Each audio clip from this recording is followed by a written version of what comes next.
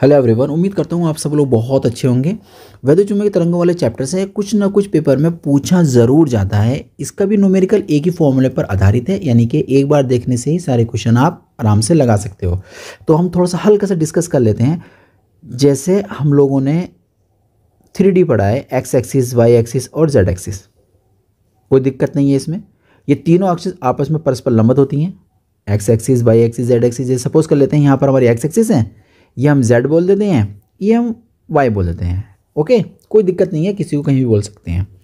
अब क्या होता है, वैद्युत चुंबकीय तरंगें जो होती हैं वो किसी एक डायरेक्शन में मूव करेंगी। मान लीजिए वो आपके एक्स एक्सिस पर मूव कर रही हैं। ओके, अब इस तरंग की जो एनर्जी होगी ना, वो वैद्युत और चुंबकीय दोनों क्षेत्रों में डिस्ट्रीब्यूट हो जाएगी, विभाजित हो जाएगी। इसलिए इसका नाम हो जाता है वैद्युत चुंबकीय तरंगें। बात समझ में आ गई है। अब तरंगों को हम लोग जो दिखाते हैं थोड़े इस तरीके दिखा देते हैं। ये तरंगें जा रही हैं हमारी। अब जितना ये वैद्युत चुंबकीय तरंगें आपने दिखा दी हैं, अब इसकी ऊर्जा को दो जगह डिवाइड करना है। जनरल सी बात है, एक डायरेक्शन तो आपने एक्स एक्सिस पर ले ली तरंगें, चलने की दिशा, तरंग आपकी ऐसे मूव कर रही है, तरंग संचरण की दिशा। तो दूसरे वाले जो एक्सिस होगा वहाँ पर आप इलेक्ट्रिक ले लीजिए, मैग्नेटिक ले लीजिए, जो आपको अच्छा लगे आप वो नोट कर सकते हैं। ठीक है, यहाँ मैंने जो ले लिया वैद्युत क्षेत्र ले लिया। अब तीसरा जो बची हमारी एक्सिस, उसमें हमने ले लिया चुंबकीय क्षेत्र। Okay, any doubts? अब क्या होता है कि ये जो तरंगे हैं वैद्युत चुंबकीय तरंगे, इनकी एनर्जी दोनों एक्सिस में, यानी कि वैद्युत और चुंबकीय दोनों क्षेत्रों में विभाजित होगी। तो ये जो हमारी तरंगे इस तरीके से दिखाई देगी। इसके कंपोनेंट्स ये वाले जो होते हैं ना, ऐसे लिखा दिए जाते हैं। तो ये एक्स एक्सिस के लंबवत दिखाई दे रहा है हमें साफ साफ।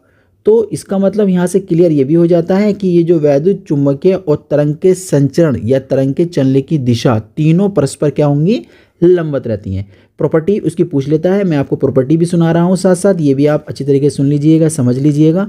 और पेपर में क्वेश्चन इसका कुछ भी पूछा जा सकता है। इन तरंग को चलने के लिए माध्यम की आवश्यकता नहीं होती है। ठीक है, चलिए आगे बढ़ते हैं थोड़ा सा और। अब हमें गिवन क्वेश्चन की तरफ चलते हैं हम लोग। गिवन दैट हमें क्या दिया है, ये जो हाइट है मैक्सिमम, इसको हम लोग ई नोट नाम दे देते हैं, इधर वाले को हम बी नोट दे देंगे। ठीक है, यानी कि ये आयाम कहलाता है मैक्सिमम हाइट।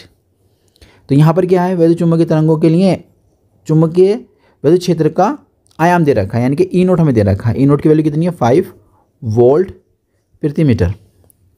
अब हमें बी नोट निकालने के लिए बोला गया है। तो एक ही फॉर्मूला इसके अंदर है, ई नोट बराबर B naught is equal to C. C कौन है, प्रकाश की चाल निर्वात में। हमें बी का मान निकालना है। बी और सी इंटरचेंज कर लेते हैं, अदल बदल। ये इसकी जगह आ जाएगा और ये इसकी जगह चला जाएगा। अब यहाँ से क्या होगा, B naught is equal to E naught upon C की वैल्यू को हम पुट कर देंगे। देखिए कितना अच्छा लगेगा। ई नॉट निकाला है, ई नॉट हमें गिवन है, दे रखा है। सी हमें पता होता है, प्रकाश की चाल। अब यहाँ से थोड़ी सी कैलकुलेशंस और ये सवाल आपका हो गया। ये चले जाएगा ऊपर, इसको रफ में डिवाइड कर लेते हैं। 3 1 जा, 2 बचेंगे, पॉइंट लगाएंगे, 0 उतार लेंगे। 3 6 जा, फिर 2 बचेगा, फिर पॉइंट लगा 0 उतारेंगे, फिर 6 18, फिर 6 आता रहेगा। तो क्या होता है, जब मोर देन 5 नंबर्स अगर आ रहे होते हैं आगे ना, तो हम क्या करते हैं, 2 डिजिट लास्ट वाले जो होते हैं ना, उनको ले लिया करते हैं, बाकी छोड़ दिया करते हैं। तो 6 तो हमारा ऐसे रहेगा। अगला डिजिट जो हमारे पास 6 है, तो क्या करेंगे, आगे के नंबर मोर देन 5 है तो आगे वाले में ऐड कर देते हैं। इस तरीके से नोट कर दिया जाता है।